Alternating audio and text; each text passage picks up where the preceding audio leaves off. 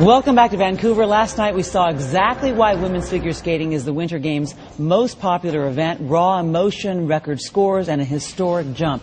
And that was only in the short program. We've got today's special correspondent, Kristi Yamaguchi, who won gold in 1992, and Scott Hamilton, who did it in 1984, joining us this morning. Good morning to both of you. I called her Olympic gold performance. That was my first Olympics as a broadcaster, so that was very exciting.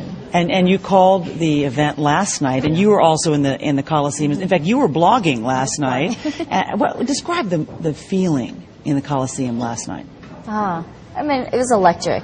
It was, I think, everyone is ready for it to finally get underway, the ladies' event, and anticipation to see the top contenders, how they would hold up under the pressure. And wow, Yoona Kim from South Korea did not disappoint from that first move. The look, yeah, that look. As soon as her music started, it was like, wow, okay, let's sit back. She was under immense pressure, and she didn't disappoint, and she scored, what, a 78.50. It's a world record in the short program. Scott, just how impressive is she? You know, as great as it is on TV, you've got to see it live to really, truly understand how special she is. She flies across the ice.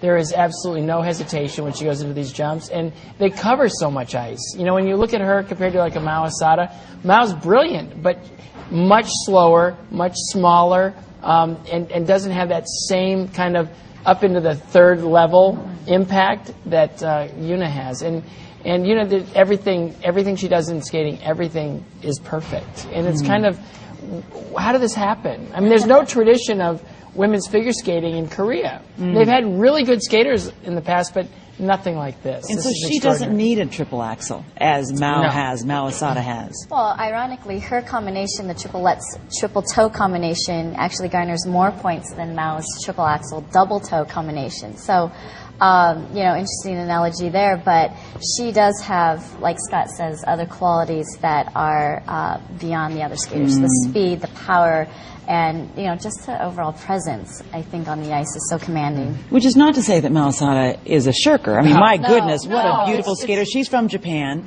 and she's got to be thinking about her strategy this morning after what happened last night. Barring a mistake, right? You're laughing at me. No, it's like your strategy. She's the only woman in the world that does triple axel, right? And she's going to probably put two of them in her long program, and it probably won't be enough. Because the way that Yoona sets up her program is a beautiful triple axel. No, it's just gorgeous. But, you know, again, it doesn't have that same speed and the same flow across the ice.